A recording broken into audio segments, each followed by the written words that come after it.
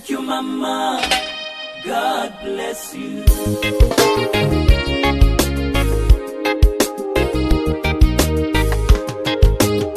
When I was so young, Mama used to tell me. When I was a little boy, Mama used to tell me. Robin, my son, you're living in a crazy world. Robin, my son, you're living in a crazy world. In this crazy world, things may fall apart. Only you need is to stick unto the Lord your God. Listen, few years when my father died, where would I be then if it was not Jesus? Real when you're with the Lord, things don't fall apart. Things fall apart. Things fall apart. Things fall apart. Things fall apart. Things fall apart. Things fall apart. When you're with the Lord, never don't fall apart. When you're with the Lord, things don't fall apart. Things fall apart, Mama. Things fall apart. You need not to worry. Things fall apart. You need not to cry. Things fall apart. When you're with the Lord, never don't fall apart. When you're with the Lord, never don't fall apart. I was young, but now I'm old. In this world, I've never seen a righteous man being forsaken. Remember the days when you had trouble. Remember the days when you were crying all the time. Everything was bad in your life. But now when you came to the Lord, things are no longer the same. Real when you're with the Lord, things don't fall apart. Things fall apart. Things fall apart. You need not to worry. Things fall apart. You need not to cry. Things fall apart. When you're with the Lord, things don't fall apart. When you're with the Lord.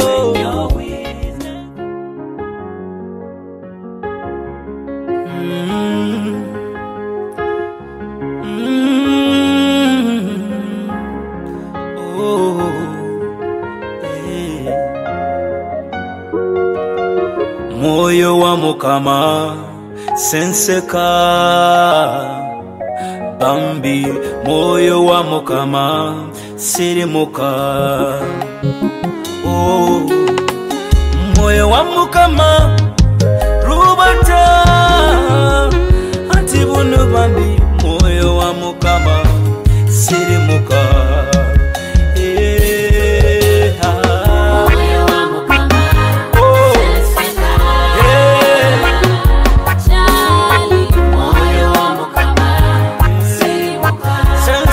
Senseka moyo wa mukama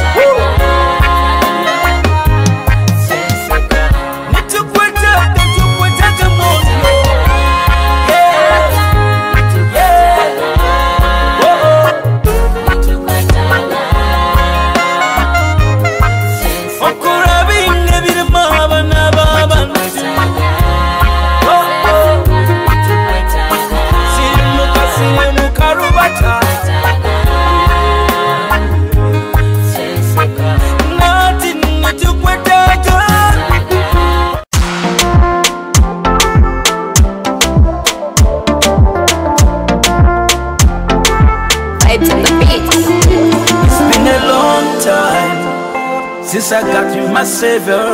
it's been a good time. We've been together, it's been a sweet time. Since you came in my life, oh, it's been real love, and I've never regretted.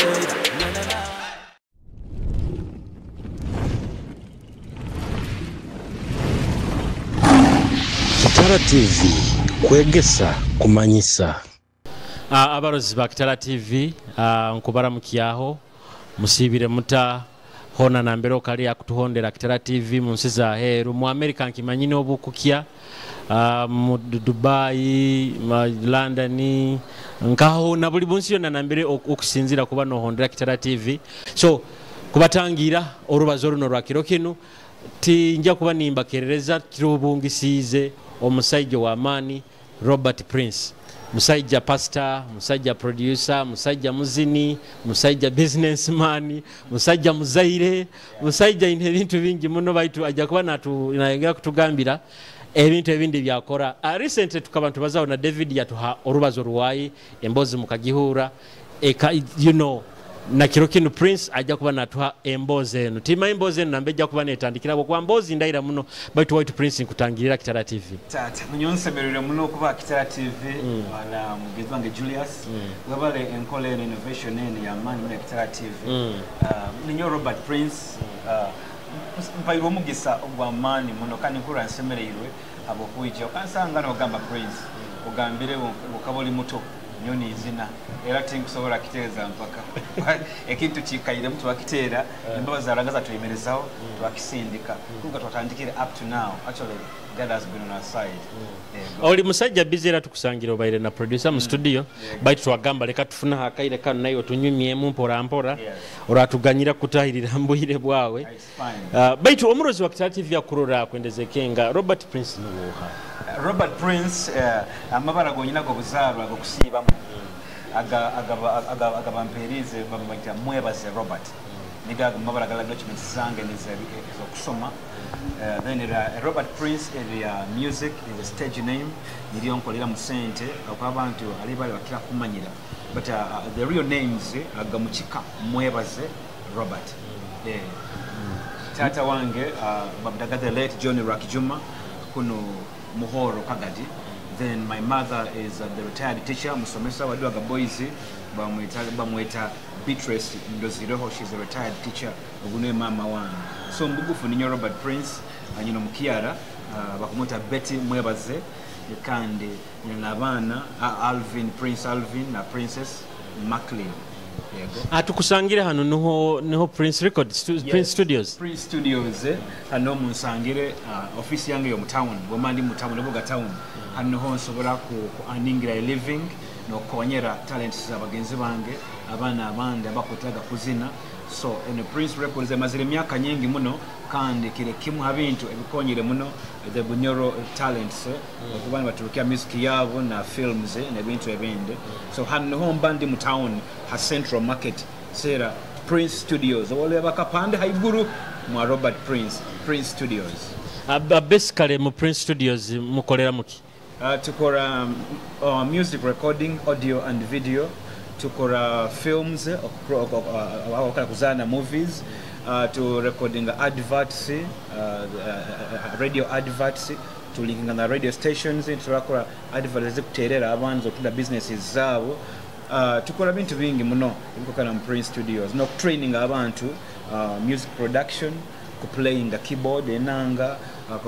clearing their voices amara gabo music no kuvumbura bisembo by'abantu abantu amanyongo ine bisembo. When they come and talk to us bakaja bakaza na Robert Prince nina mukisembo ki nimugamba kusobora kuzina rundi nkwenda kuzina, how can I improve my talent? We give them advice. Kiro kinu nkwenda turubatire muno mu line ya music yawe. Okuzina kuno kutandika kutagamba ati tuina Robert Prince tuina Igime family. Bikatandika bita kikaba kiroto kakiranye kyakaraga ko tandike kikaba kita. Yeah, actually it's a good kyabzo kirunge muno abo kukimpabuza, being one of the proprietors of the Igime family, the directors, Robert Prince, the founders. Igime family okuzina kwange nko omuntu nkatandika kara ninkyale mu Sunday school. I remember bongaba ndi St. Peter's Cathedral ndi mu Sunday school nga ndi mu Sunday school choir ninsamba olunyege hala moment eze kyasobola kuwebwa ezo nkaba ndi kyojo kibebi kito bana lebite bijali mu mind zange ninjuka ndusamba olunyege ntongoranga even rana katalo binyege maguru mun ndusamba ndugantu zina Yesu Kristo amanya azairwe alobuzo twazina go obwire bwa Christmas nobwire bwa Christmas. So I was in the choir Sunday school narugaho nagenze mu primary duhaga boys, still I joined the choir, the school choir. Ninsa ndikafulu mu kusamba olunyege namenya ikire mu P5 or P6 ngaba ndi kojo kagofu nyina akabina ndi ninsamba olunyege twagendaga hano mu chambers kuja kutera music competitions ndusinga bulabona kali ndirire akwenda kora kojo kali hakusamba olunyege kagofu kali. I was really doing good. So narugiraho na joining Christian fellowship Kiriatete kuli mu Akezara. I had joined the choir wakisema kandi kinagenda omaiso. Before joining there mukani P7 vacation nya joining African village harukuli kibingo akabechi kale bakenega African village. So hali ebisoro biki kabanka abantu ogenda kusemererwa. So tukaba tuina mukuru waiti atukolera African village troop. So mukani P7 vacation nya joining a troop. So lero nge talent aho tuzina dances amagunju la rakaraka nebindi. So ekyampushing so nyagenze no mu secondary nyagenda maso no kuzina Kitara secondary school mu school choir. So bonkaba nduaga boys nkaba nyina tuzinaga mu choir ni samba olunyege mugenzi wange David natera gengala. We did know each other tuli bwojo buto. So nyagenze Kitara secondary school twasanga noko still nili mu choir tuzina nawo mu choir. So as by that time nyonka banenzirira Kiriatete Christian fellowship nyine band yange bagetaga International Delivered Singers Band. Then David King akabali mu Christ the way nazina mu band yayo bagetaga Words of Life Band. Kakanyiwa galwen sagaba ninyo Words of Life Band ate mukabanda nyonka banyina akananga kataito very small keyboard very katito kali kiri kidoli kali ka pastor wange John Byenkia kali kadoli katera ka music yonyine bacho kana battles wako buli butaito muno buti hati I was going home ninduga church na David naona aruganka achacha ati waba kabaguzireki enange nkoto ekusinga heya ekusinga yange nyarona kiri kikoto muno tuwasanga na waikonda said za Mandela olugina Mandela ki waikonda mbere kyabaye tuwayemera okunywa amayizi nyawa akwasire enange amsa kante kale nange kabutomda kalisa kante eri mwenange yakora nyare bale bino ko. By that time oli mu secondary oba kyali duhaga boys. That time ko mu secondary oli mu secondary ni nango manyire gitero ready ntiatera mu mpora utakusana kutera kizina nitira kantu kamukamu abuko wait we didn't have speakers in church tukatwini engalabi so kaliko kubatisa kutera butera kudupiriza abantu atikano ba David baba kabayi naki obuzinda rwa magina kubatira ga mu church obwiro na sakutire nanga music nekora ki nerugayi atuwasanga naho tuwanywaniraho twejukangana tusoma mu Kitara I think I was like in senior 2 by that time ati David akali from senior 1 I was one class above him. So yatera mwaho yanyulikirangera atera nyangamba ne nyamulukya kange tuwanywaniraho nyangamba uje yonka achacho waito. I got time nyagene achacho baba Christ the way church nasanga ne batera nyiraba nbanyi nyumerwa buzindala buli bukuru boyira buli bwa magina mu kubwijuka bani right difference kwa buyirobo church tikasena byoma usanga church ine byoma ekaba kuri mapasta Nicholas kule badene tikaberi kabari nyuma yo mukama noro muziki ni guhinda ile mtera gengala so tuwanywaniraho mtera genanga zaitu wezo ningenda yogo wabo achachi yabo none je go wait achachi tuwanywana we became friends. So igimene building the friendship of the two people ikisindike igimo maiso then to da kuzina nyoka nyina band yange International Delivered Singers Band na wena Words of Life Band tuwagamba tukoli yo show tutaka genzire hananka government mukole show ekitekereze kyo government kamuhati kamweteranize mutandike kuzinira hamu kikaruganka like nonkwenda kuizira atu bagambire kola show nyowe nya nyine group yange nawe ineye the only place twasakolera mu show yaitu ekaba Christ the Witcher kube kabiri hagati mu town ekiona kyali kisaka aruba jo momo ambe Christ the Witcher kierire kisaka bano raje iri mu town ika hagati hatu wagamba tukole show tuwakora show tuwakora posters buli omu nakabandi kaye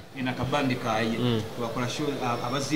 abazini bagitugenda kora show tuwakora posters buno posters wazihandikaga naki akabaru no mukono obo ni ukora fine art Kitara ni designing ndeka obuzini ya microphone and ukwala posters ogatwa photocopying black and white twagenda twatimbaga posters ezo nebigogo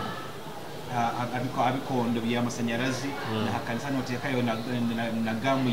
yobuhunga abantu baje bakole babaroni abantu bayija tubayize kutura the show eitu abandize kukora tukafuna mtwaro gumu na kakaga something like that twasemererwa turakindi kisagendo maiso muri musini ya 2 oli musini ya 2 oli musini ya 3 ndi musini ya 2 oli musini ya 1 myakege hata abantu abali bayizire mu show gate Entekaniza abateka kwagira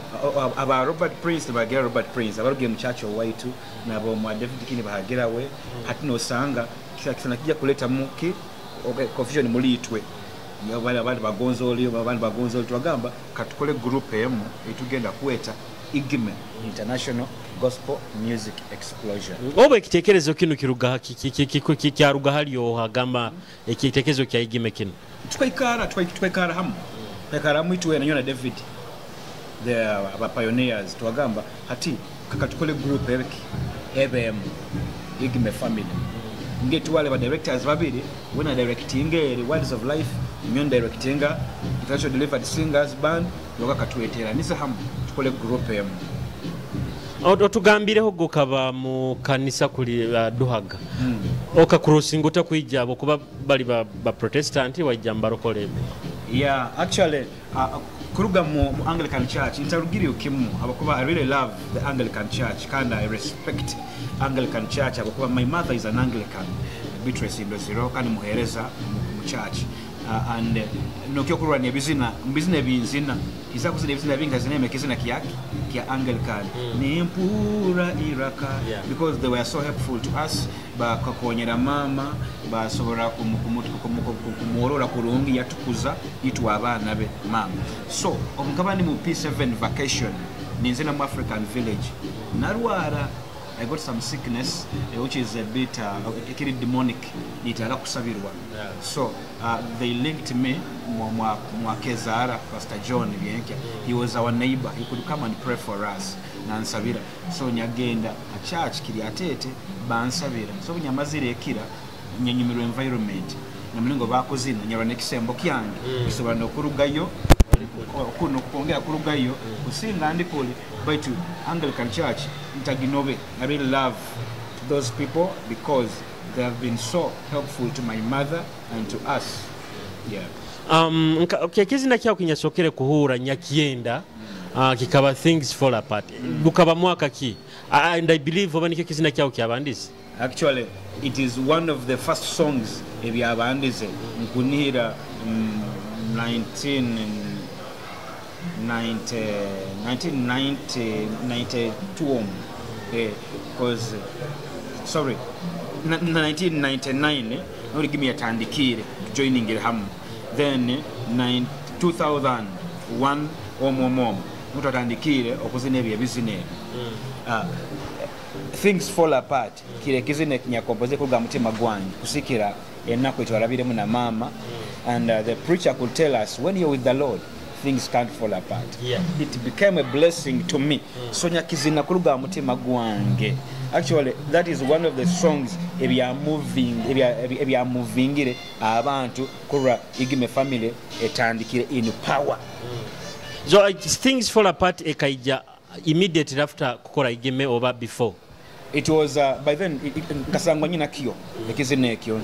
composing koboto anyagenda ga masinde mu conferences ni kizina so when we came together it was our hit song akabandi bakabakihuliro ira kandi bakigonza akanya kizina gani ngena revival by na conferences ama churches I sing that song people would cry nibachora maziga. It was so inspiration touching. Nanyankanya kizinaga hati buno bukizina. When we go, actually even when I go to the north, to the east, Eruguroko nkahoko, that is the song they will never forget. Era bungendo oko tosakiza ngunyindi wa Hoima. They name from South Africa.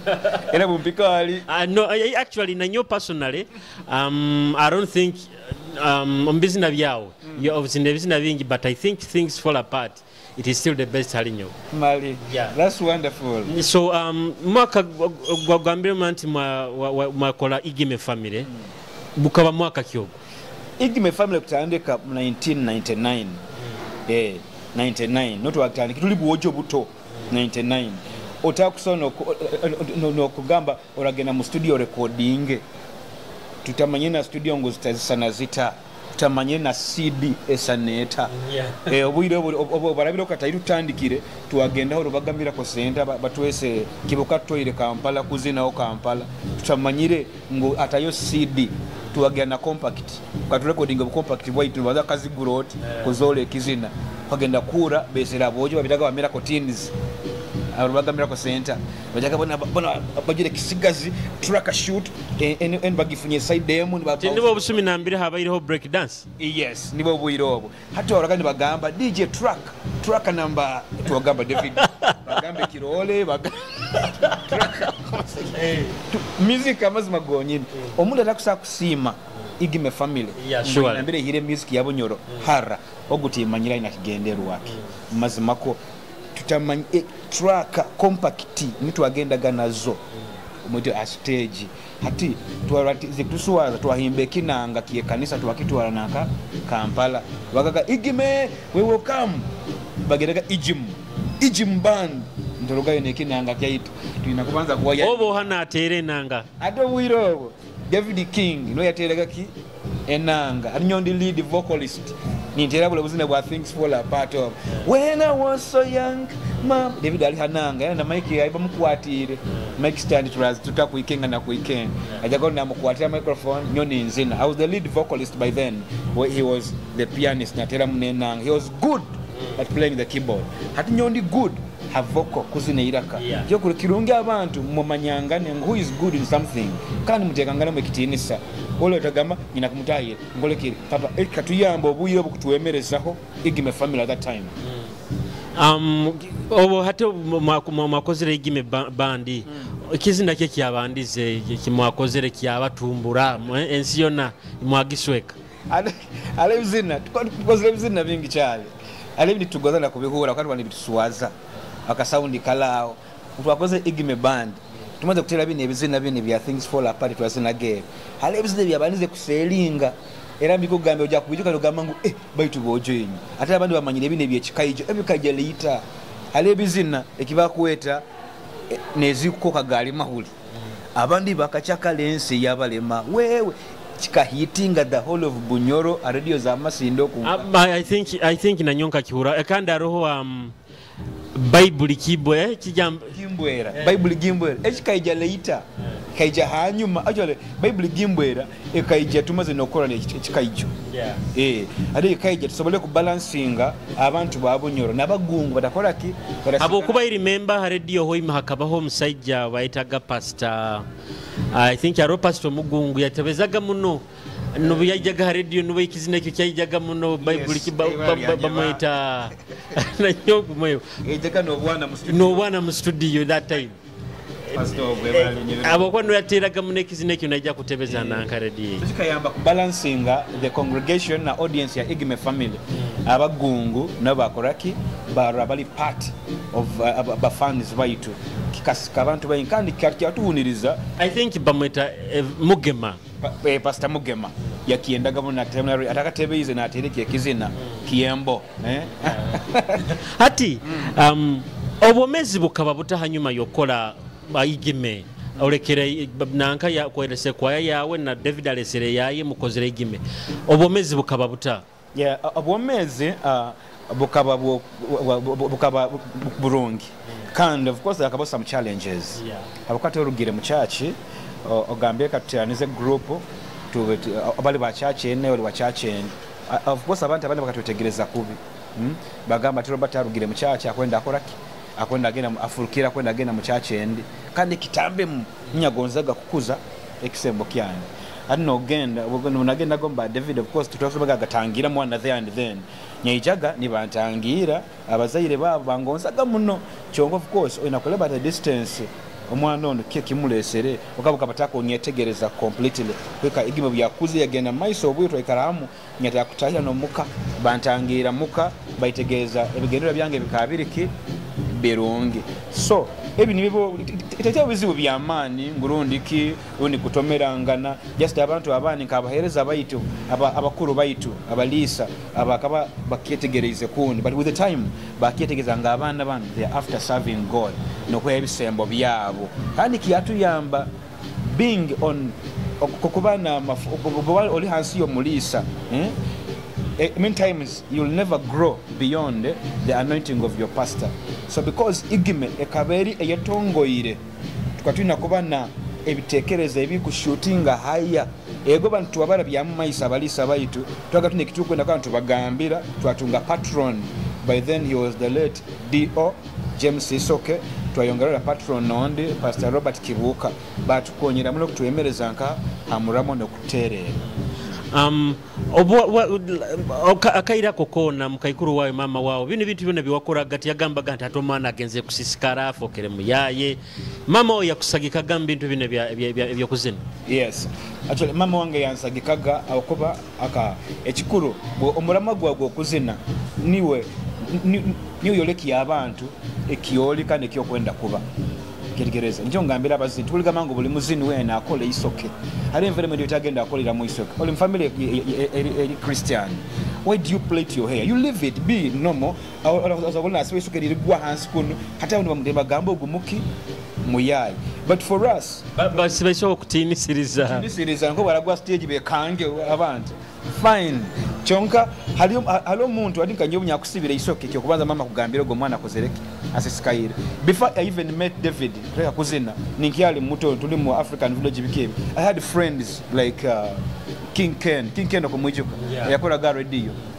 King Ken ngabayina abanyontu inakabantu wagendaga mu mukama tugendaga kuzina nintere nanga mpora enanga bokakabukanyegere mwao mu mukama I want batatine ngogenda kusisikara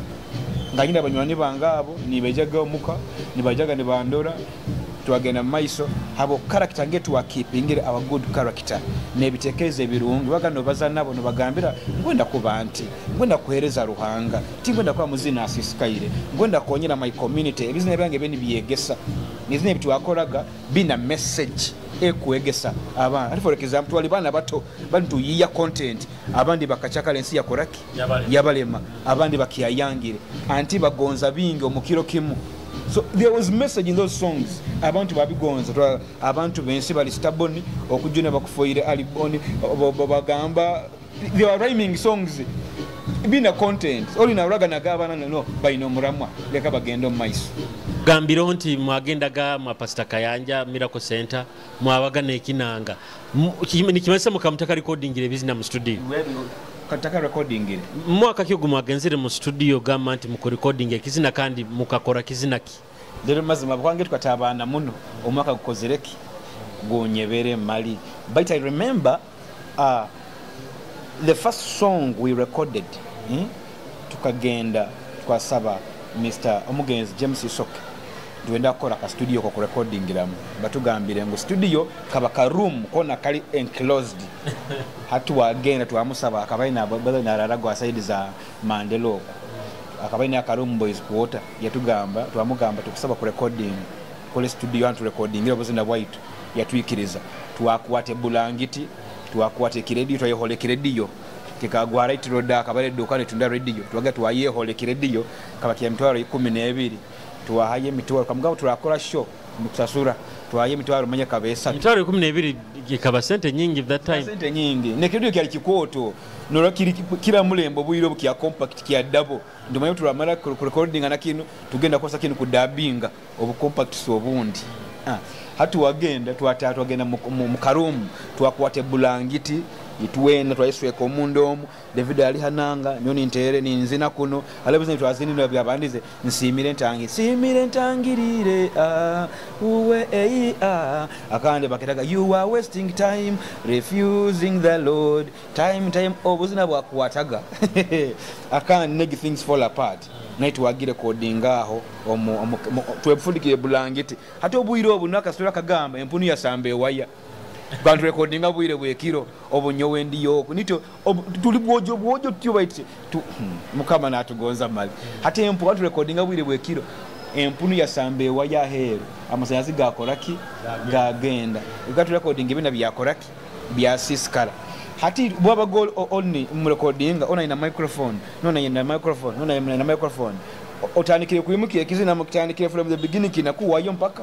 up to the end oli barakora mistake simire ntangirire ne mugaruka timula kisulemu tibiri byati byo ku editinga ola aja mu studio ainira kalula liraho nolera byamu effects nitwa kurungi ebyabuli bukabyo kupanga baitu atulikie kintu nkwenda kutwaraho mu break okwendeza ikizina kiki ogamante hate kizina kikamchingulira henyigi kikanyongeraho abantu tukikuterera Kitara TV. Okay. Kimu habizina kyankingulira abantu tikina video bakita grade kutemba butemba baitu tusakutera lekizina bakita tukurumba kikakingura abantu bange banyitegereza. Yes, omurozi wa Kitara TV embozi na Robert Prince kyanyuma kandi tujja ku bantu garuka katukuhereze kizina kino tukurumba tujja garuka na Robert Prince.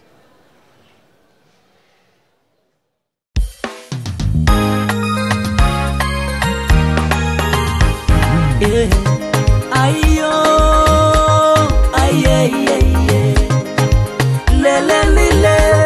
aye mama oh aye omukisa goli kutaisule guja kusalengaro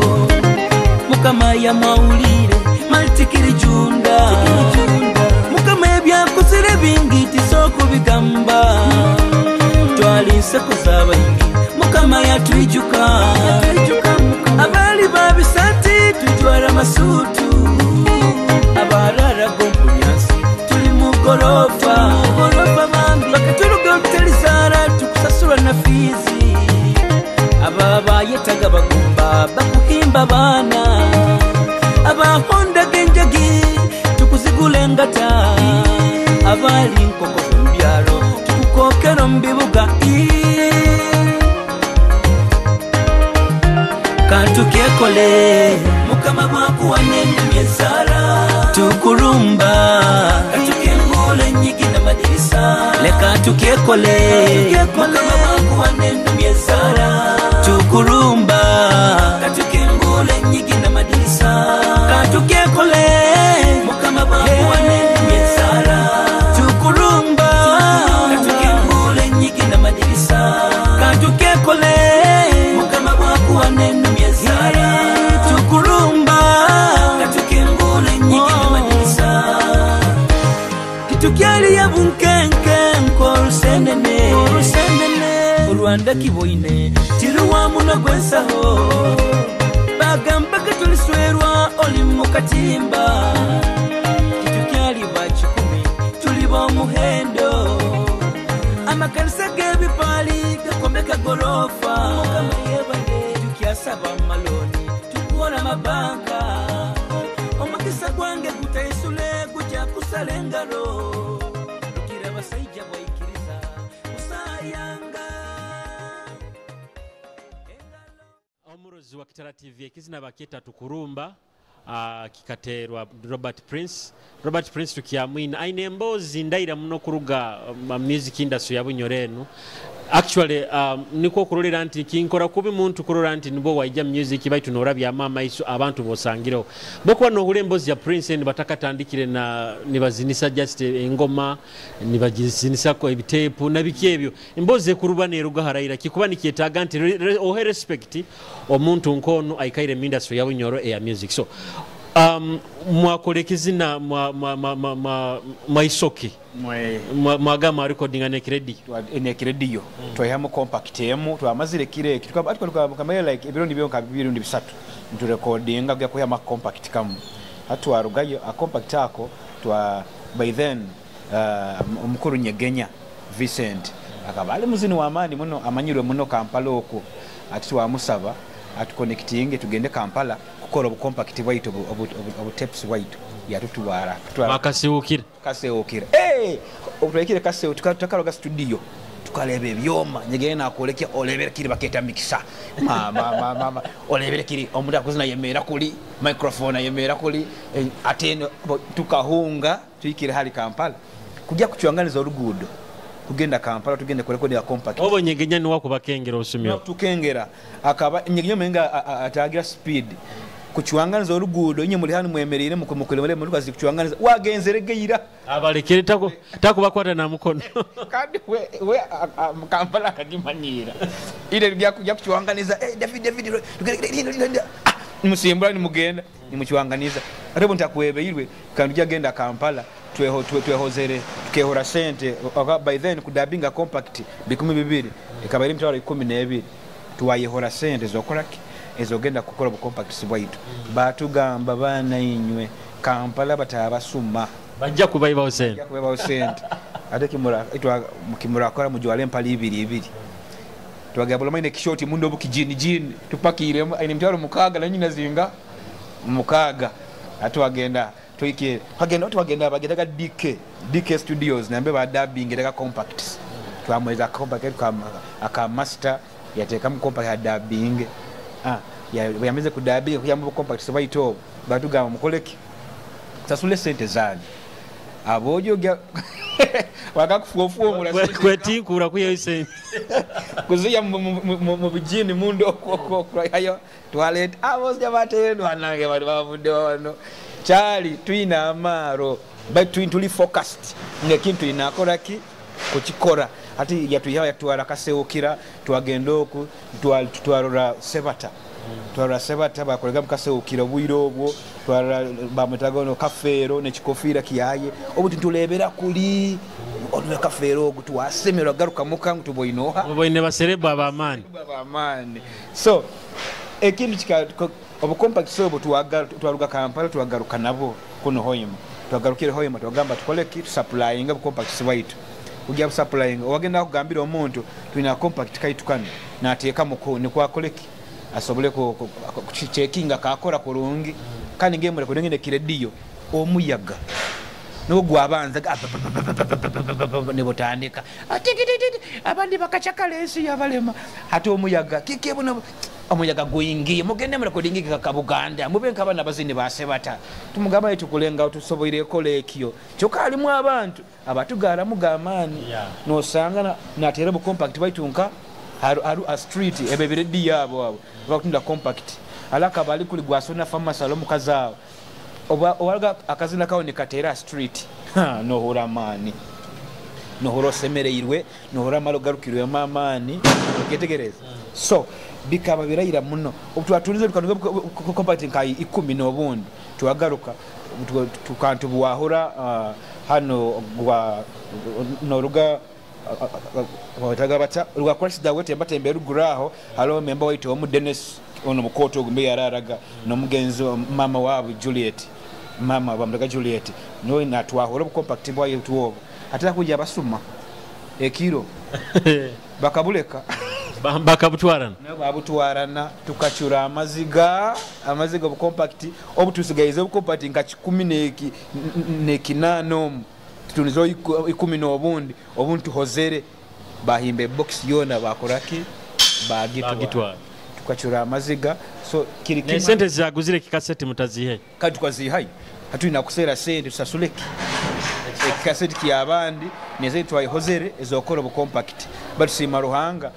Mosaja bamweta is one of the pastors bure buno aba fishers of men yatuganyira yagamba bojo mbaganyiye kwa yatugozaga muno buzina bwaitu ekibe kiredio mukoleki mutasuka tusasule like halfway yagamba eza mukoleki muzeganyire twasonda sende zo paying ibanja lyake eriyo compact so turugire hara to strive ate omukasumi ako mwigima bano ba Dalison n'abandi bakayizira mu ddi yaabo abatakayizire by then akabalimu babitaga Irene Aros Vayo Scovia abo Dalison negiro regime endegyo nambe twakoleire ekikaijo ate kaba 2005 2005 nabo Dalison bakozere bayizire mu igime akabalo regime endi abayisikia abandi abakuru ate bakaswero bakazi bakuru tebakusana garuka kuzina bakaswero bakoraki babihuwa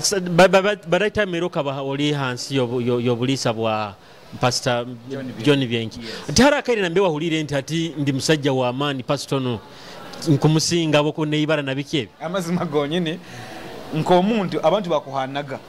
mwana okuzina no pastor wano isano musinga we muzine yeze nage byakwaya Calvary Cross kwaya nyoni nzina byande byekisigazi bino tabandi bakolekya ngo okuzina kulungi muno class yateri yokoraki yokuboko bate kyogamba kanduge mu church ngende roni marabye mama iso ekitambeho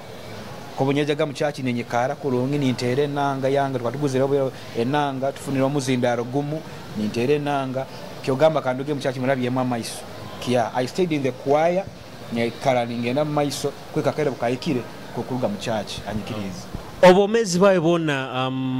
obo bairoli muzini obokusinga baire na David King to an extent abantu batekiza babaikende batekizo bat mutaba ine babungana bamujina Uganda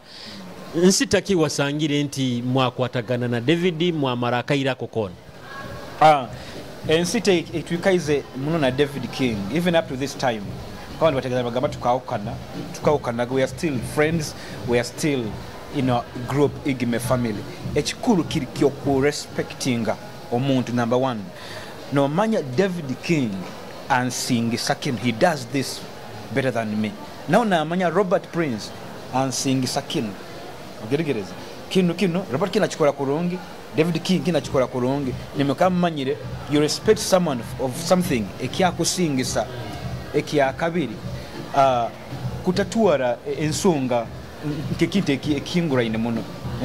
of course David King was from Christ the Way Church his father is left Pastor Kalisa nyowe ndi wa krikiatete kandi mama wange bitwe sindo zero bulama na weaknesses obuchekebu so he had these weaknesses no nyine zange obuni mubihiza naona akoraki nambihiza omunyaga mbihirwe he could look for me naga Robert Prince time yebeti rangono yabikora gati kumanya nansera Robert Prince kintu let's leave this tugenda maiso na group yaitu nayo myaga nyino mubihize ni musera nga David I'm sorry let's go on with the what with the group tukata abazina abandi obamanya ati nkusobola kwemera ho nyenga nkusobola kora kino na kangeno maiso kankole kinte kiyanga and you kill ekiamane kiba kiri mulinywe tihara akaire nambe wahikire no gamanta ati igime kangiruge mu bakankole kyange Robert David Kamlek nkobukokora bw'abantu runinka advices z'abantu zeijaga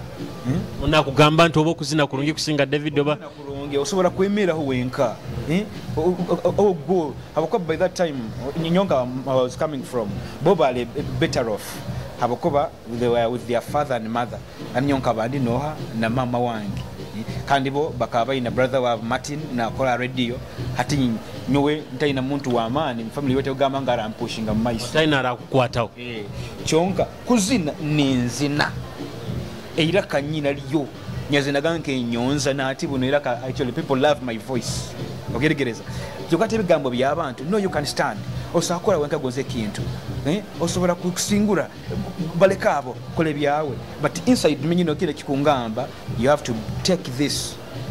group to another level munageno maiso na abojoban team when you are like brothers forgive each other musindike ministry maiso jokura igime ikyayemereroho abo akayire kandi kuligama nkawa murongi muno na nyonka abanyine muchalonyiza ko omuntu ngo as prince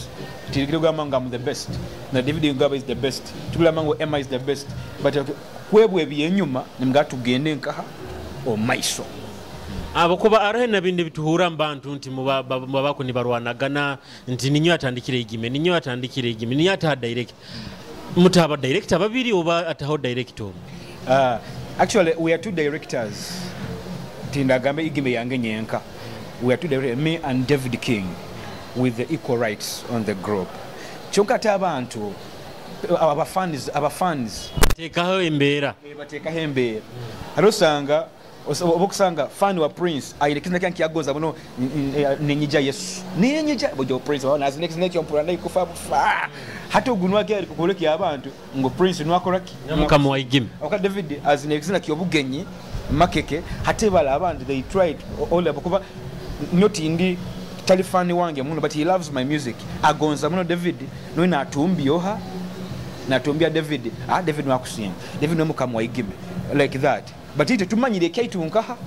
omunda era borampana mnogani nyo mukama waigime nyenka tinja kitwara maiso njokara manyire igime is for us two people the directors the founders when we come together ndugonyole kintu kyaitu nkaba directors baki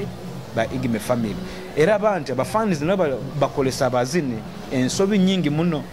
gergerezi wagenda akakuhana ronda akahana oli na muimukia na agira ki papa sono sanga nikisa creating war in the group toko bamuli bagezi aga uwege mugizimiriza no mukama bayeze mbabazi zokoraki zogizimya and you go on.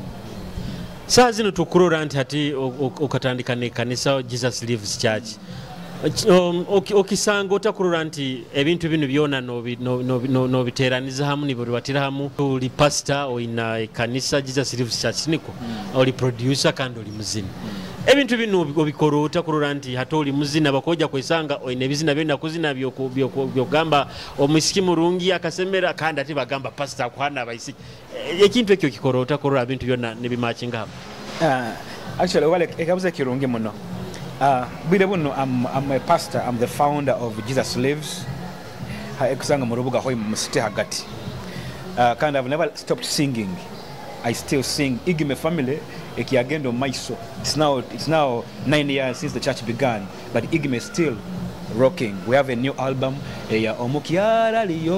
Omugisa Nomtown. I live in the Biange, personal, very new, every inkozere, Nkomuntu. So buli kimu kiona kino bwire bwakyo ekinyazoire nya kabakete music can help my pastoral ministry to grow and pastoral can help my music ministry to do what to grow then work production producing a music kisobora kuyambaho bisembo bintu byona koraki kukura akobunda agena mu studio ngakorera ka sente ngajya mu church obundagani ngamba aboruganda tukwenda gula itaka akwa Jesus Lives ere kanisa amakanisa kanisa mu town mu Hoima yaguze itaka mwaka gokubanza yatandiki twagula itaka ire tukupangisa we have our own land because when you come as a pastor kwagamba aboruganda tusoroza ka sente tukwenda gula itaka tukwenda nka pastor inaho kati irohoki hati bora kwa mitwale 5 runi mugule ekisembo mukwenda kyo kuombeka ekisembo tusasoro sende zaki zo kuombeka bakora pastor mbairiye 15 mbairiye 2 esatu nola jagamba we empiro yange ende 2 kankoleki kanyirekeyo kukira kuja mu church no yamura abantu bakoyo iwo tunuliro pastor niyo senior pastor otunulire muheyo pastor kata kwaya but when you give nyara kine kyo kuzina kino ekya studio kija kunkonyera ku boostinga the ministry kantinge na kwa pastor kusabiriza I'm sorry to say ngalo kusabiriza but alobo urano rugamba ngwewe alo mukristo gamba we pastor anyomereho wewe andi kubi leo umuterero obusimu aka mobile money sindika sende ekimuke 10 mwegeseze yege kimuke 10 ngati buno bwire bwa covid tigina kutera abali muntu nanka yo kirinka ekinyamwegeze buli bwaraba yakikuwasire ekiyokwe kimuke 10 he will send me the tithe. But is it in order kuba ekimuke 10 kinu pastor ina kibanja? Yes, aina kibanja because akwereza obataki babanja abantu ajja kubasiga ombunako it will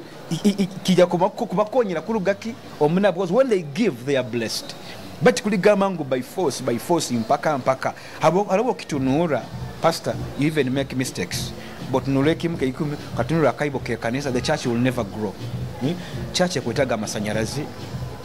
kusaswa amasanyarazi o mwina radio program mwina konyera abantu enfuzi abakulala church balina kufuna sente akibo kile kyo mu church kuno development ze kanisa ati balagamba pastor kandinde kiasabiti batire mu kasende zinga the church will not grow bali bulako nyina kasente kange kuno ntungiro bwire bwange kamanya buli kiro nyina kutunga like 3 hours mbe mu studio nduge client mu recording ampe mitwaro yange mukaga nja kubalansinga ndi emitwalo ena ogumungu awolegwa development ya church ku supporting church ogumukonyera abantu abana singa haba izilo omuntu haire kimke 10 ruanga mukwasiro it will help me to support me even other members ministers abatukola nabonka omu church ningamba nawo Pastor Julius tukueleza mu church haire kimke 10 emitwaro ena dekandiho gumukichweka twala usiri nkasanyu ikeno gino gula mataga abana nikishonya atibo wasanga singa nyo Pastor Prince mantu nulireki zija kuja zona ninga zinsangiye ndi mu injury niziraba hali yonda kustavinga muheza mugenzi wawe yo sanga tabaeleza abana batabuka nyoti nyine kimfuna yo bikiebyo cyala abana ahika naba naitaga yaki akasente so balancing these things ekia omulimo studio nyagirekaho supporting my talent and my church nyagamba obwire bwa church nyina kuba church morning service nyina kubayo unangambe bwire wa counseling nyina kuba church wanyina evening service kusabira abantu I will be there tinja kuba mu studio boso challenge yosanga for example ka abantu ababa bayizire mu kanisa yawe ni batina ku approaching ne bagahati serebu ndamu approaching anta like nka abantu ababa nibendanka counseling na biki tofayininga challenge y'abantu kuba ni bakutina ku approaching ako kuba li serebu no bakwa iro li pastor had sing baba izire mu wa music rwa music abantu basokuntina but when you're in pastoral you oye kunkumura biri byone bya music no garuka mu bulisa akwalo la inekizibukiye akwenda akusobora baro inege naiba rundi bamujumirege rundi nekizibu na bosi we rundi ayino mwana somewhere anything mali Robert Prince akusobora ku tugeza asigala aheru ye kanisa muri natamu pastor yes Robert Prince asigara heru ye kanisa kuna tamu Pastor Robert Prince you can't even believe that ati kulgo magulu gwatandikire kuzina mu church so kwa nyakazi na miluni kesatu taro tugamante ati mulisa nayo tuhereze bangamba ho ni nkabokia ni ntero muziki Prince Robert Prince niwe natembaka tuti atawire bwa Robert Prince koraki kutero muziki abantu bahabo mugisa mu music when it is time to preach I bring out the revelation God has given me when it's time for deliverance hati music njakuramia then ndelizinga mafuta aga deliverance mizimu ekunkumbuke gende akuchura achule agukigwago nebota agwe kigo tuli mukaire kaki aka deliverance ko kusumura obwiro yes amukyara wawe akabaho mwigime tiniku challenge kiwa sangire government ati office iro mukazi we hire mwigime kandi ndasazi ntakiyazina niwa munagire mbyo kuzina kiki Ntamunage actually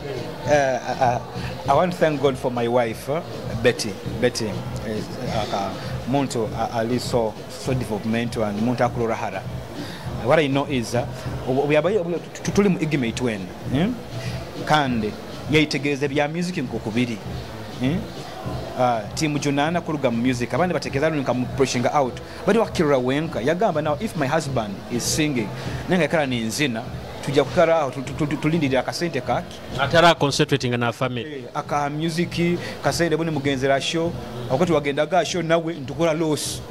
ndugaruka kivulu kituteyire abtu wagenze kagadio ku amplifier yafa tuwagaruka tukozera kasente kone ali mwina kutunuranga na muti yegamba katu direction ye bintu ebindi asobole kusoma agarukiye kusoma nyam supportinga na interest zaizo kusoma she loves so much studying yagena mesi yasoma courses za yezindi nukasobole kutunga omulimo gukusa konyeraho Robert Prince supporting the family so mu music ntamubingemu yagena yasome byaye bya library yagena maiso actually she supports the family so much ebyango birema ebya music ogarukire kindi kibateire she gives out money and supports the family quite a number of people barabiru mikono yawe turozere I think producer TX Banks sazino ati na watandikira obuhereza n'abantu ki abandi abarabira emikono yawo. Twina bana baingi muno, twina Douglas TX Banks, and he respects me. That's good, and he knows that. Twina Cyrus Pro, right now is the director of Hit House Chigorovia. Twina bana baingi, twina Nare Records, narakara mikono yange, mwana wange mu music. Nyina bana baingi abandabize mu production. Mu music naho bana baingi muno.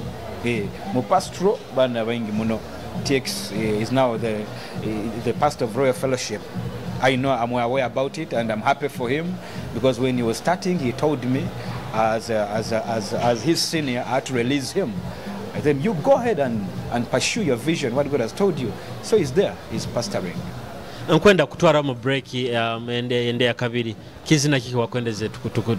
kikisinga kukunyumira munera mbizina bindi ebizina biri bingi muno tusakutera yo we balance the Anglican ninyija Yesu. Actually na nyeki zine kyo nkiendabo kuba my time ndi muto nyina nyaka nyabaga muno mu Anglican Church, so akizina kino ninyija kikunyumire yuwo murozi wa Kitara TV hona na mbero kala kutuhondera munsiza heru nanka webale muno kuba no tuhondera Kitara TV ninyija Yesu kurugama Robert Prince kikunyumire tujja kubantu garuka kandi tumalira n'entekaniza Orubazo rwawo.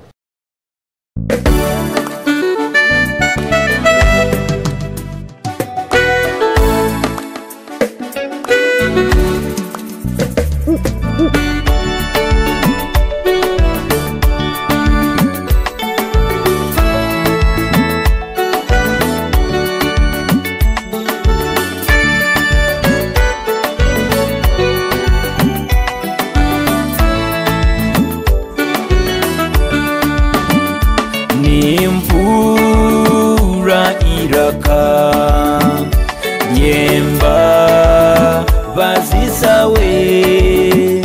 linyeto kusemezebwa nesa kama yawe nimpura iraka yemba bazisawe kusemezebwa nesa kama yawe nyija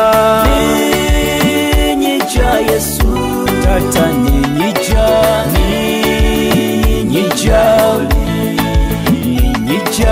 onyoge onsemeze nesa kama yawe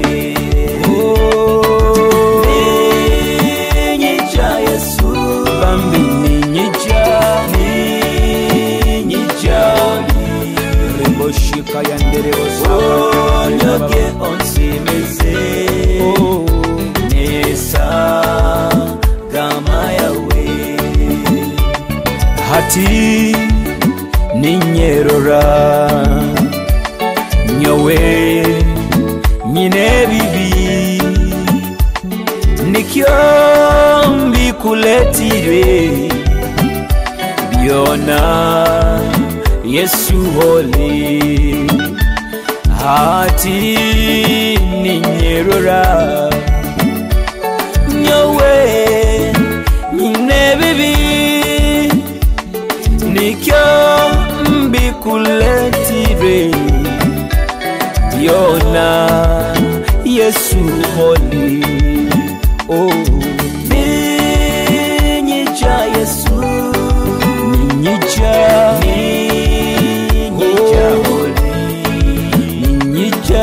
onyoge onsimeze nesa kama yawe tata ninyija. Mukizibuki, what is the biggest challenge yosangire music industry ya Bunyoro habo kuba atinka iwe ogibayiremo girozere challenge kiyokurura nti hatenu yebayire ngifacingire muno challenge yokubanza yabazini ba Bunyoro tusangire abantu babonye kutayikiririza. I remember batugambaga mukusakuzina bojonye bati mugende Kampala muzinire buganda muzine orunyoro oruganda muzine oruganda runyoro tiri kutunda muzine muki oruganda itwalemera runyoro ati mugendege muzinege buganda timuja kusobora. I remember one time tukozile show Colping tagenze mu Colping Gardens tuli mu Colping Hall haijo muzini wa Kampala wa mani muno akapatia kizina kya mani muno itebwiro katera kazena kabagamba linda kiwe ya chumito mukira obwiro na kukizira kutezo gwa obyayize yatekayo show ekiro kyo ine kitu kutekayo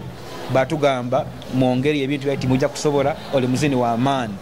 tuagamba tugenda akola show yayitu tuwarangira tuagala radio tuwateka ebira tuwakola advert za tibuno njeke ebirango kyasabiti agenda ko abazini ba amani muno abana bomuka abisuwa abazini abana bomuka ni mutimba posters za black and white ebisani byanyu mu kipati ikawo na gulu ni ba photocopying ama Robert Prince muzini wensi yona the king badu ngoza ogambira tuwalemeraho okiro yayizire atafune bantu nibutu abandise ekole mitwaro nkaga taga tukole mitwaro 10 tukanyumirwa tuwasala baja kusotinga yasiga yasere na microphones igenda ba animal club genda abuze mega muziniki yarugire Kampala yata microphones za itafunira bantu yabuza buvuka chi bundi bojo kibunu amuruganda kali ndikabe gati ndumanyire twamusinga so abantu batugara mugenyuma abantu abamu mubireke timuja kusobora chokali mu abandi abagaga mugende mu maiso so people who are discouraging us were letting us down. But I think abantu ba Bunyoro igime family muri abantu abamu ababasinga kuhagira hano Bunyoro abakwa ifi boko tunulire sho zanyu zijuza abantu bayingi and insitakiye barozirenti muleta abantu bayingi bakishaye mwaka bayikarane babakiririza ensitero tuhuwayo tukantuyiya tukantoyikiririza we believe in ourselves mbe buire bunu tinkaguzire emotoka ya kamera nako but I know I will buy it time will come dia givuga mutuka nkege ya amani muno of course tindi kubi mutuka yinkuvuga but we keep believing in ourselves when people are letting us down we keep focused ni muyaka hiyaka ni mugambira abane tugenda kuruga mwanya ni muyiya omwanya mugenda kuruga yo mutabuka mukigambira abantu ni mpangize kigureda nikibahanika mwanya so kuyiya kwikana akahiya abantu bayikarani banihira nti mpakara hakaya yes na music tutera music anga tugenda gifuna mu sente tutera music ikaze hibara lya yitu ndumanya one day we shall get money out of this music gerigere tukala ola atere kizina kyo kubanza aja mustule na kugamba Prince ndakwatayo ngenda ku kirampa sente utire kizina kimukiti okunda gule moto kukutandikiranga tira kazina kyao ali bagambire ge bana bazina abande bana abafuniro sente boka kuvuga moto program like Figo West atandikire myaka erabiroho olaja kwenda gambi Figo West kuba kuvuga nyo kwenda gankoleki afugire how now you have to keep focused no ram maiso otaku kwegaya no yikiririzamu one day oja kukanambira kugenda by the way abafanizo obombeka otandika mpora hati okaboli muto oli baby oli muzima yoka ali primary linka no olaga Robert Prince wakura atoyino mulejo you are my fan era tukuteka ali show ojagamba well Prince anzinira kazina kange kali so ngakuongera mba fans bange hati kumanyisa omugani ntandika if I had fans I had my mother I had maybe my brother nabatu wazanaga bomuka so with the time abandi bayongeraho bana abana bali mu primary bano obagani bakuraga nimbaziniraga twagenda go mu primary ko St Jude no bazinira hata abana bakura bwire buna abana bahaga siringi 10 basiringi 15 musho abahaga 15 nabaga bakuzire ba Julius era boboku bayizira show ati yo kuyizira busa size yawe mutu arugumi okay get so you keep focused show yawe abantu bandi bakura bafanize bakura nozina yo kandi no bonga you build them ondata obaba azine taina bafanize nabihuwaho abantu bakungonza can don't expect everyone to love you abandi bagenda kwikirizamu abandi bagenda kuteka hanze bagambe nankayo zina kamilioni toli kamilioni iwe toina sende za kamilioni 9 iyo recording ile mu studio ya Hoima twagenziro Kampala get it so we kirizeme kyokola bwire buno but no manya you can even do something better akintu kenyine kyokubazaho tukurora nti music industry ya Bunyoro fine mubaireho muzinire bizina abantu babasagikire baitera industry nduteka kuzire kurungi munonko kutugiye kuba ntugiyetaga kurungi bizibu kibyo kurora nti biki alemeseze industry ya music ya Bunyoro kuba nekura ebizibe tukatungira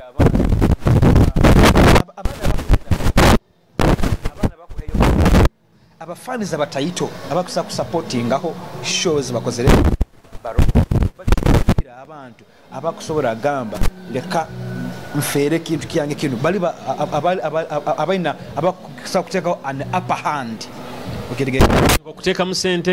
kuteka musente kutukingulira enyigi hadinga nyo Robert I have the capacity gozo ntekere maiso ga president Museveni akampabuza okwenda ki nkusa kumugambira nkwenda kino na kino but who can take me there ogerigeriza Julius on Kitara TV okola ebintu ebirungi muno mukola ebintu ebirungi muno but who is going to open your doors aka connecting akinte kyamana not kusanga abantu abandi akusobora connecting hamunda bintu ebyamana ali habye bindi tabiroho wala habomezibwe wenka bwaraba agambire ngenda connecting ajya kugamba bwaraba tungire milioni 2 atanu goha gange tali after kola ki kukusindika maiso so tukusaba abantu bwaraba ina capacity no for example nyo Robert Prince haliyo Omuzini akusa kubali masindi akusa kubali Kampala na gama nkwetaga Prince ngwenda kwikali Julius wa Kitara TV muhike honta Robert nakusobola kola ki kompiki yao hadi najali nyewe ninga Julius I have your phone number I can call you you're already my fan you love my music no bunda kutoja gamba yes muzee Prince ontereire ninga halo mwana akutira go muti no mushootingeho muteka Kitara TV ngo kirungeke because I've spoken with you and we have our friendship we have that relationship I'm your artist you're my fan you love my music ukandwa no kyali muto no gamba wewe ha Prince abalize kankoleki let me put it into consideration alokusanga ali abantu abandi akusobola kwikya hali buke the TV otaye mu studio olebo bakolesaki because you know Kitara TV tokwenda kangirao okwenda ogula ebyoma nkabukedde oteko TV ya mani Bunyoro hano but who's going to give you to open that door for you baliyo but they are silent zibukire kusinga kiri connection arona abantu abasini benzire nimbaza nabo nimpabuze kyabuzo nkakino bakirisigire gama nti media ekiwe ensonga media no gigamba media tuyambire fine nabo halima abandi aba media abandi aba na pride yabo tintera music ya Banyoro tintera music wakete Martin Isaac yatuyambagala tebuzo nabaita radio hoima by then so nabazina abana DJ batuyambire chonka media yetukonyeire akazala kwa nikapulenga hambeo burabo limuzini if you are an artist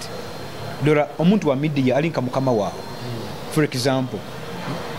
I'm driving I don't know if you have a car I'm sorry to say you might be having or you're not having but you kwenda kumanya ngutoyina rondo yina but obondaba iwe Julius kobota ina motoka yo kwevugira myo priest ninyevuga right now onkwasire ha video ha nankeno Kitara TV ogenda kunsindika kunyolekya NC yona etegeze Robert Peter Koraki atahayo right now you are my boss nitakuza nagambe omukama wange mukama Julius akantu kakola kata singo nsanga nyina sente omaisa ngamba akantu kali kabakata MBs kabazinga kwata yo mutwaro gono yongeraho so ate abazini ite media tugambire they have to support us for granted bakutwetaga batire miskaitu nangwa musa muteke mwekitinisa osanga chameleon nda bazina abandi babugando aina presenter muzeyi mwana muzeyi akayimba kange nkubira yakayimba kange nyamba muzeyi mwashi kwatire mwao wala yo mutwalo ogerigere na manyo onwa koraki akumukingulira orwigiruli akumukoleting amba fans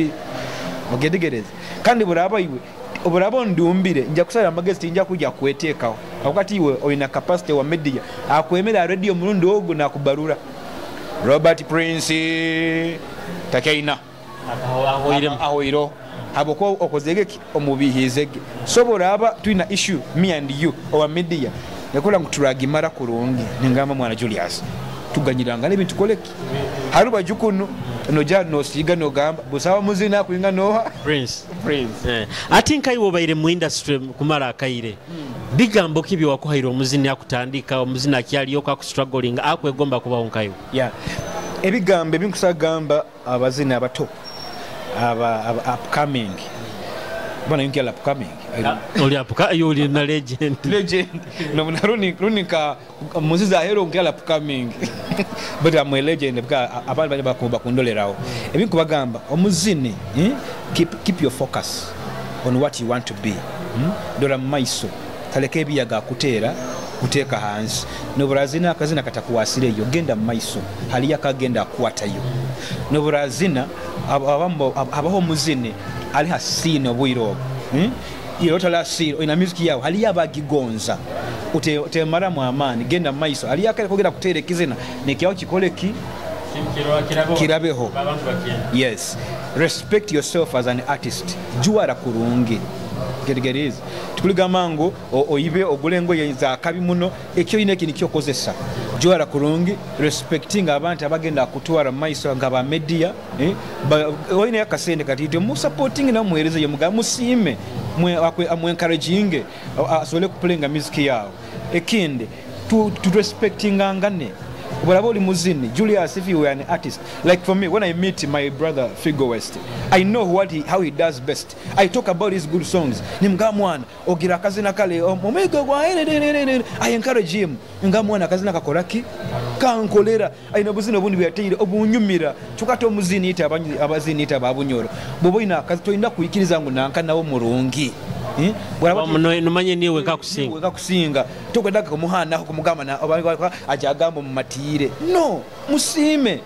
kijagenda maiso nabo baragenda hana jagamba we Robert Prince atamuzini murungi nino gamba na akamuzini murungi we recommend each other tugenda genda muzahera abana bakutuwatchinga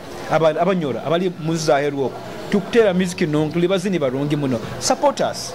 call us COVID bora huwa mutekanze ekintu ogame Robert Prince ija tuine bizina biyaka ebirungi bikuija tuina inja kuika yo videos nyingi muno tuine bizina nka igibe nka team abana babunyoro support us tusobole gena ka omaiso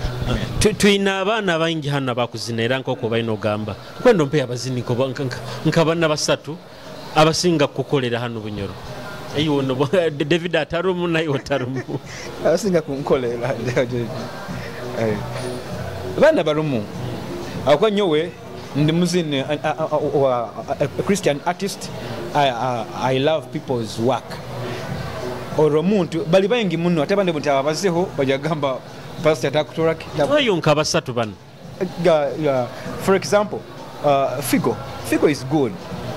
ekintu kaika akiteka murama na akora music yaye message erinonge so I love his music. Omuntu ondazi no orunyoro kurungi jesenekita akoje akagira obwongo kahanika nako runyoro rwako karayiminga mu kintu kiyako he's good hato bali bengi muno hati oli legend abantu zindi bangi bakoroleraho bakwabuza music ene ri musente iwe mu music ene ofunire muki actually music when you persist you get out of it funye mbintu bingi kyobala funye mabanywani many friends. I've traveled to countries, I've traveled to cities and in Uganda and outside Uganda ntungire mbintu biko akana I can drive myself. I have my family. I've ntungire mbintu bingi mataka maju bintu biko akana so tikuliga mangu music ngo biteri mu sente bogi kuwata kurungi okutunga maka sente hakiri nyine kingamba nyine kinyihiremo ati iwe kuruga otandika kuzina close to 20 years hati kintu kye kyali kubaireho no gamanti ha kintu kino kikamba onka ba stage kintu kino fana kangambe kigambo kiti tikirinya abo tibakanje maga olo gamba ngo bakabantero bukebe obuchupa bade kitalinye tukaba tuli on stage tuli somewhere empali yange ya babu aba amazina watela gabu na amazina ni muga idara lindi empali taku babu kapai prr nyawuli nyaga empali yange babu nyawula kabeho nikanda bam nyagamba ati kirunika banyina make shot kiyange mundomo ati nyagamba tinyina ngoye zindi zinja kuzini saa nyagamba David nabandi nyabagama mwana empali yange akazireke babu kiri kandi ati boboli musician osa ku managing the congregation nyaje nyabagamba ati nyabantu abakuwochinga show empali yange kozireki babukire iwa kundura niwo kusuwara wakibagamba nyakibagamba ekikanyi hawo butini no kusuwara twatera show ya wakurungi muno ekindi tulina betu wagenze tuli bato buli tukiyazina tuwageza side za kitonozi yoko kuzina tuli nyo David King na nyowe na abandi aba members atwatu nobiro batugamba omugenda kuleka okuzina tujja kutema waya zanyu muzine paka bukeire tukatoba tukazina tuwaze ebizina byahwayo mwabigarukamu byahwayo a David Yanga bwire munkabanya tinyetiraga bakasama David Yanga amba Robert tera mbakasama batine nyaguruka boom nyaidi mranza tera bakasama bagabo jona baninja banu baninja kanibotwa bagawa tukola kwa kubiyama tujuwai batuleka twagabya mu mizindaro yayitu bayitu bagawatugambira obumukuleka okuzina tugenda kutema waya obutini obu nkomuzina omuto tibulinyeba hati tumaliriza bigambo kye bikusemba ibi wakuba ino hano byo kwenda kuha abarozi ba Kitara TV kandi tugambire n'entekaniza ina maisaho video kempya akazojja kuba no tutukiza tumalire entekaniza nkwenda kusima abarozi ba Kitara TV abo supporting abanyoro talents kandi abo kwikiriza tawo data yawo kawochinga Kitara TV mazimako nanye muri hamuramwa mwebale muno programs nyina nyingi of course kuna kutwala kintu kina idara lind much as I'm in a pastoral but even music in a idara lind ko gambega I need to start a theater performing theater ngwetaga kutandika ku a music school music kwegesa abantu music production kuongera instruments seba kwetaga byona vocal amaraka kwetaga have a vision many things this music studio to grow into a radio station. My company is already registered. I'm just working hard so that I get a frequency and license but one day nkama jachikora ekintu chikule chikale vegyo no kusaba aba fans baitu mtatulekere nyuma tuale maiso keep on supporting us keep us pushing on we tuliba bazini babi we are good turakururaho mu myaka yo maisaho ine kolabo yo kozire n'abazini ba Kampala kwa baheru banka